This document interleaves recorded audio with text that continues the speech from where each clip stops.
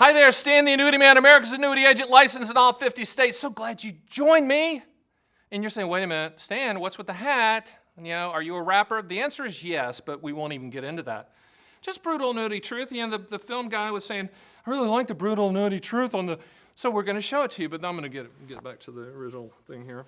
Today's topic is a good one. It's retirement planning. It's funny, we were getting ready to do the video, and my CEO's really smart. She goes, I think this is your topic, the one that you really wanted to address. I'm like, really? I'm trying to pull out what I was talking about. Then I went, bing, I remembered what I was talking about. It's that working class mindset, those money scars that we have, you have, I have, growing up either poor or growing up with that, that militaristic dad that I had, that, we were talking about, going to Sears and then buying me Tough Skins. For people that understand that, those are these jeans for kids that were so hard that you could never get holes in the knees, but you walked around like a robot. That's not what I wanted, but that's what I got. Those are kind of scars we were talking about. My CEO was talking about, asking her mom to get her designer jeans, and her mom got her the wrong designer jeans, and then she went to school the next day and got roasted. The point is, when it comes to retirement planning, we all have a story. And I always tell my team and my staff, especially when people call in, I'm like, you got to remember, there's a story behind the story. There's a story why the person's either mad or concerned or emotional. There's a story behind the story. And what I want to talk about today is in the retirement planning world, when you're talking about, okay, we've worked so hard, we've put money away, we've scrimped, we've saved, we've done without, we've put kids through college, we've done all those things. We've lived that American dream, but it's been a hard run, and you're tired.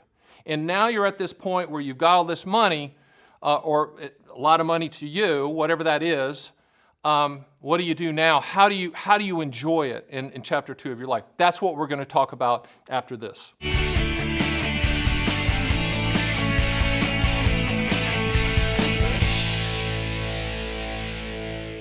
So, there's always a story behind the story. There's a story behind the story of this video, and let me give it to you. My father passed away about 4 years ago, and my mom, who now lives in St. Augustine, Florida, she had never really dealt with money.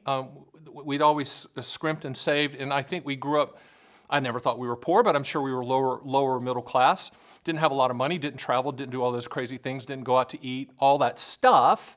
But my mom, to this day, and I've told her, I've run the numbers, I'm like, listen, you can spend $200 a day for the rest of your life and you're never going to run out of money. Just go do it. I know she's never going to spend $200 a day because I told her, hey, if you spend $100 today, then you got to spend $300 tomorrow.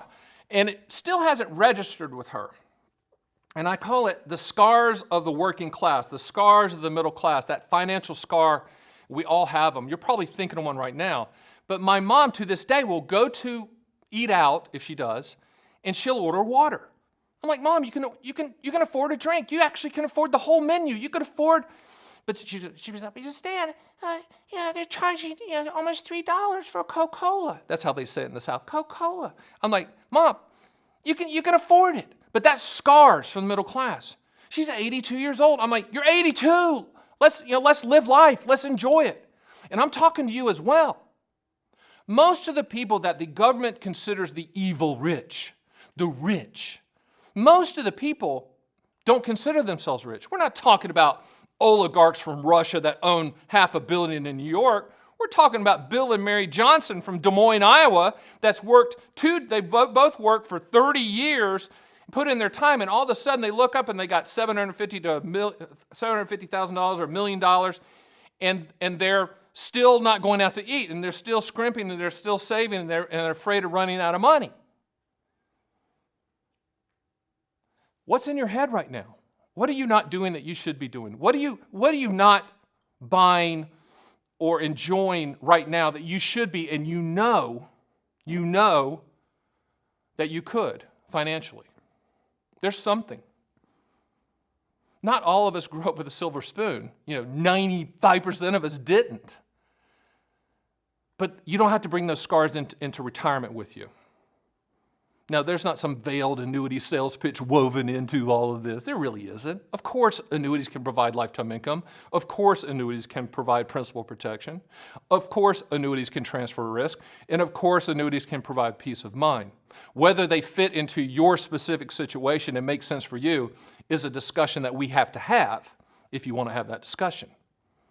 But this video is different. This isn't about annuities. This is about the scars of the middle class, the scars of the working class, that mindset that you have brought from the scrimp and save time period to the retirement time period. There's 10,000 baby boomers hitting age 65 every single day. 24/7, 365, it's happening, okay? So you're getting to chapter 2 of your life. It's about you. It's about your life.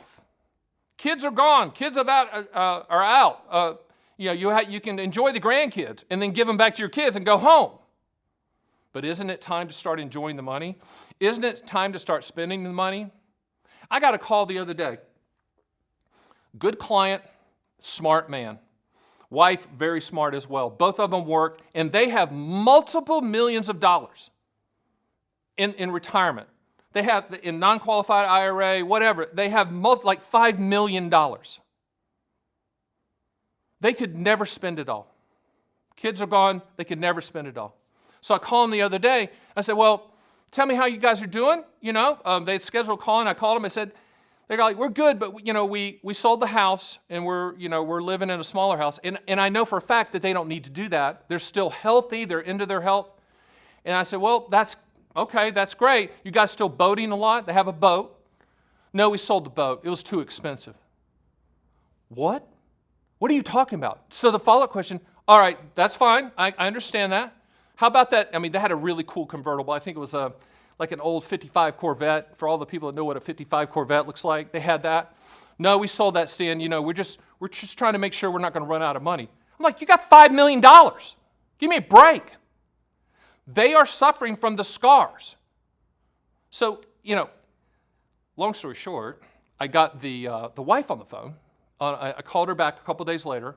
I called them back, and she answered the phone. I said, are you guys okay? She goes, well, husband's name is, let's just call him Fred. Fred's just kind of stressing. He's kind of obsessing that we're going to run out of money. I said, Linda, that's not going to happen, right? She goes, I know that, but that's what he's fixated on. And we're not going out to eat as much and all that stuff. That's a sad story. I don't want that to be your story. I don't want that to be my mom's story. And every single day I'm telling, what did you do today? Did you go out to eat today? Did you go buy something today? What are you doing? Don't save money. You might want to leave a legacy to the kids, and that's fine, but it's your money. Use it. Set up a lifetime income stream if that's going to make you feel better. Protect the principal if that's going to make you feel better. But what I'm encouraging you to do is realize those scars that you're bringing with you from your time as a kid or growing up to now, okay? And get rid of them. Slowly get rid of them, and it's hard.